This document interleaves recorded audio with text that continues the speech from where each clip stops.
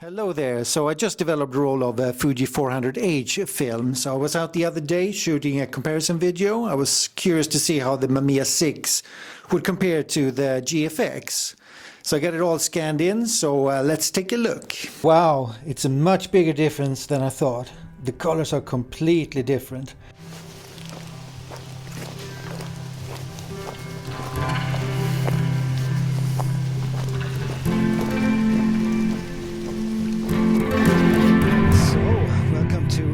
Video and gonna do some photography today in my local woods. That's the GFX 50R here, and I got the 35 to 70. And here we have the Mamiya 6 MF, and it's got the 50mm lens on it. I have all three lenses with me. It comes with there is only three lenses for the Mamiya 6, and it's a 50mm, and it's a 75 and a 150, and I got all three, and that's all you get.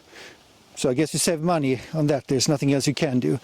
So let's see here. So the 50mm is by far my favorite. It's like an amazing super sharp lens and gives a really great character. So that's absolutely fantastic. It's pretty much the one I always use. And sometimes I will switch over to the 70.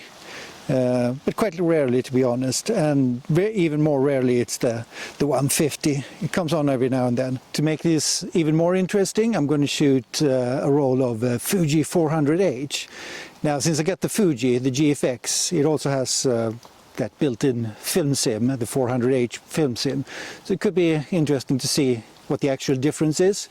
So it's a medium format battle here. Like so. Flick it open here on the side. It's a little thing you press in, flip it up. So you got this pressure plate that you need to have in 120 if you're shooting this kind of film, the 120 film. The 220 tab, like so, if you're shooting panoramic mode with a 35mm film. So I'm going to flick it back to 120. I just need to get the spool out, put it on the other side, get the film. Like so, and get that one in. We're just going to advance this until we see the start arrow coming there. Click, and then you just go until it stops. Alright, and now it's ready. So it's got this cool feature here where you can extend it a little bit. So this is one of the things that differs from the Mamiya 7, which made me pick this one over the Mamiya 7 actually. It is the collapsible lens. It is nice, and I also like the design a little bit better with this one. So yeah, let's see how this goes. I'm going to go walk around the forest and shoot a few shots. Okay, so I've set up the composition here. Found a kind of a stump, a mossy stump with some interesting fungus growing out of it. Quite the colony of fungus here. So 400H film sim on, and here we go. Now we have the Mamiya here. So already here you can see there's the problems with the rangefinder where you get no flip up screen. So you just have to get down on your knees to nail the focus. So focus is set. Now this camera comes with a couple of features here. You got auto exposure and auto exposure lock. And I found that the exposure in this camera, it's extremely accurate. It's never really failed me. And especially when you got the auto exposure lock, it's really easy to get the exposure right. So you can just point down, instead of including the sky in your exposure, you just point down and then lock it in, move up, and then take the shot. ISO 400, etc. And let's go.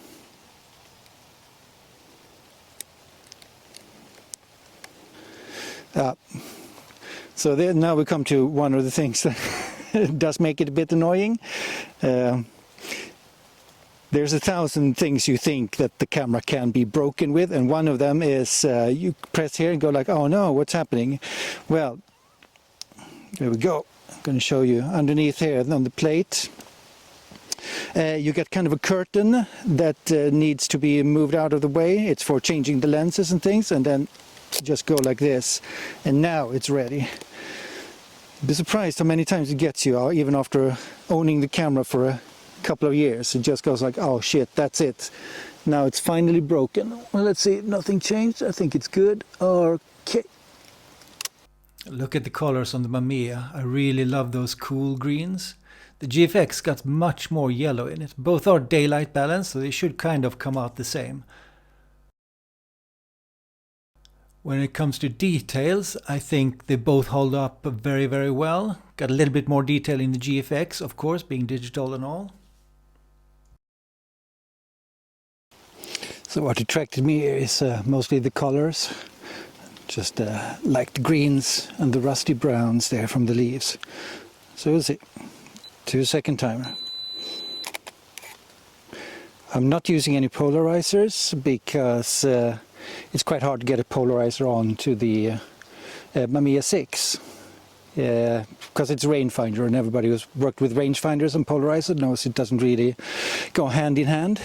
So focus is set, and I have changed to the 70mm lens instead of the 50mm just to get a little bit closer in. And it always surprises me how amazing this viewfinder is. It's not all rangefinders are not created equal when it comes to the viewfinder. I think this one is so big and so crystal clear. It's just amazing. It rivals the ones you find in Leicas. It's not worse by any means. It's absolutely the same high quality. So it's a joy to use. Okay, let's take the shots. The Mamiya one is looking very, very intense here, I think, compared to the GFX one, which is much more natural. So the question is, which one do you prefer? The crazy Mamiya one or the more sober GFX one? So I'm going to take this shot here with a 70mm lens. Shutter speed 8, f6.4, ISO 100. 2-second delay. The Mamiya with the 70mm lens on, or 75, sorry if I said that wrong, but it's a 75mm. Focus and recompose, right. So I gotta find something there. There we go.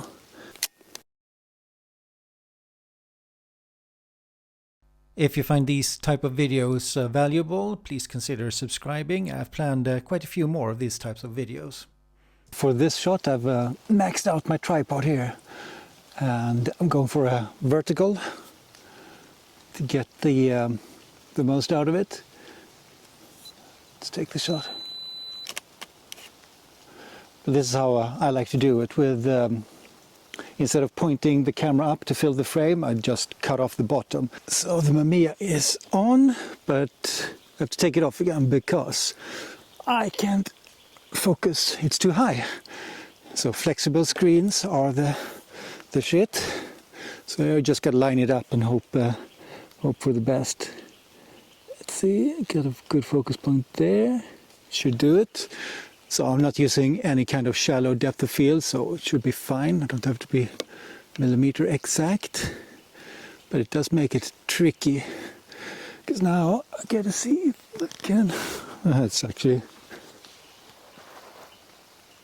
well, it's pretty good. I think that would work. And I changed to the 50mm lens, so now I've got to do this. Open up the gate and take the shot. So one good thing is I don't have to flip it upside. Square is always square, right? We'll go. The Pro 400H has always been famous for how it handles its greens, and as you can see, compared to the GFX, it looks way nicer. Got a lot more separation between the leaves there. It's a very nice tree here, but it's really hard to compose. It's always when you see these things, but there's too much sky, so it kind of kills the yellows. Got to be pointing down. But it's very tempting to find a composition here. Got a pretty decent composition set up here already, so just gonna go for it.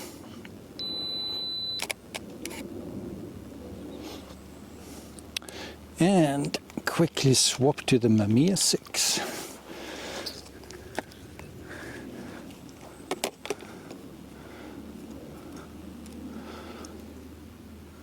quickly check focus. I gotta do it like this.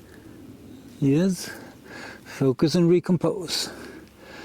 Which is always, of course, a little bit annoying if you set a good composition, then you need to move it and take the shot.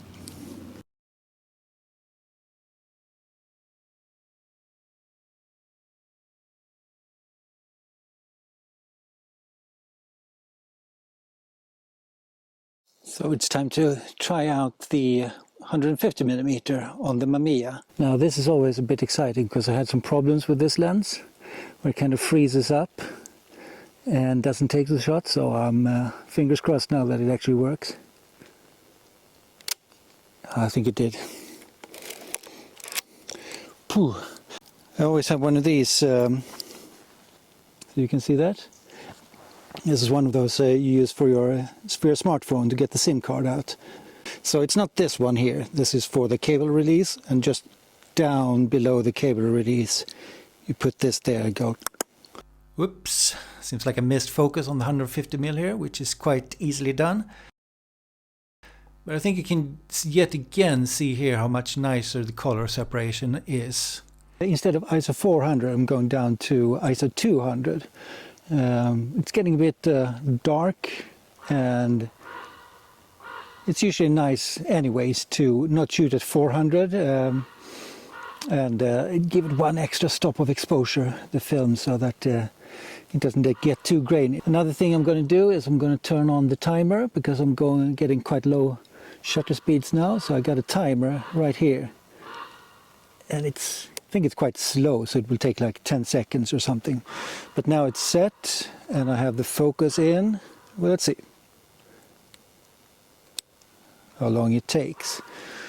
Meanwhile, we can listen to that raven, or if it's a crow, I don't know. There. And the GFX is set up.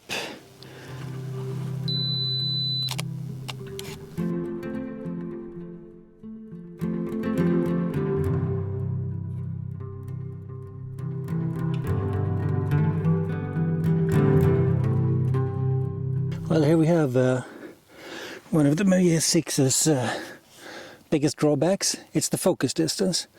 So this lens, I got the 75 on now. It has a focus distance of 1 meter, and the 50mm is also 1 meter, and the 150 is it's 1.8. I actually think that the Fuji 400H film looks better with ISO 400 than 200, so there's no need to lower it to 200 to get more exposure time in. It's time to pack up. I shot half of the roll of the Fuji Pro 400H, and I think we're going to wait for another day when maybe it's a bit more sunshine. But it's been an amazing day, and it's been a lot of fun. I've come out for another photo shoot again with the Mamiya 6, and I got my Fuji GFX in the backpack there, and we're going to take the rest of the photos that I couldn't take the last time. I was hoping for some sunshine, but we got a bit of a foggy morning instead, so that'll have to do.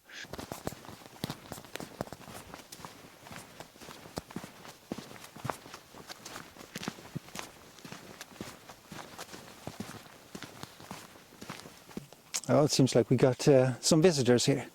So I was going to walk up to these mushrooms here, but we got the famous Heide Schnucken, they're called. The sheeps of the Heide.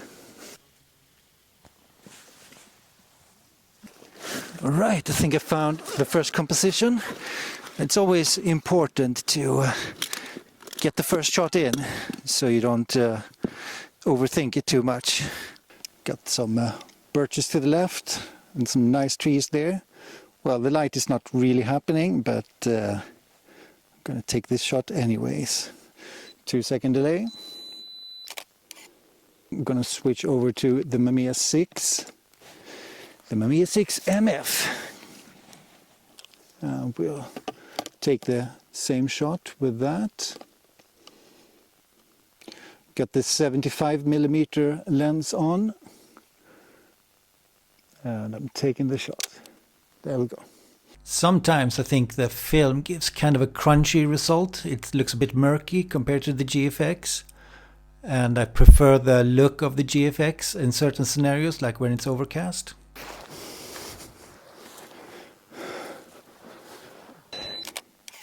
We go, and the Mamiya. And I'm now on the 50mm.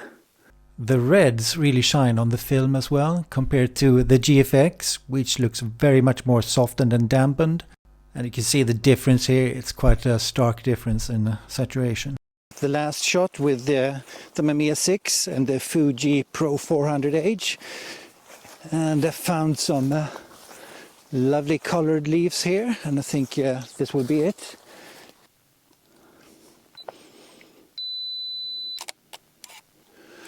And the Mamiya 6.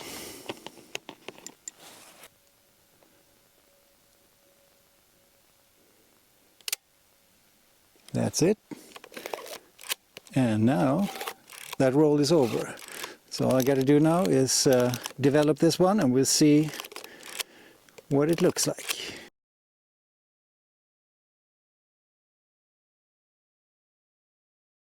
Okay, so that was 12 frames of the Fuji Pro 400. So I'm just gonna open this up. And in this camera it's simple. You got a little orange tab here. Get that up, get that in, and that's about it. I'm going to get into the MF part of the Mamiya 6 MF, which stands for multi-format and nothing else actually. Gotta get that in there. Let's see. Yes, it's done.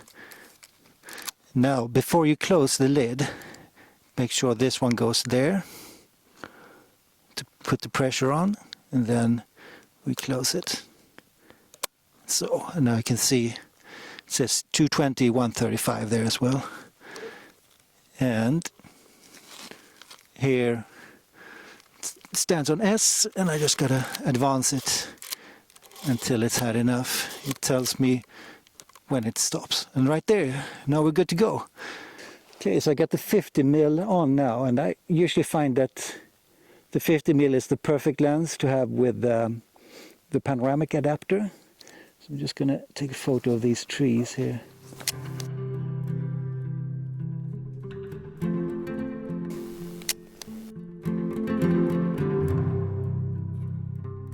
With the mushrooms, maybe I can shoot this somehow with in the panoramic format. Probably have to get low to get this, but I think it could look cool. Now the problem is still with these, with this camera, is you have to be 1 meter away.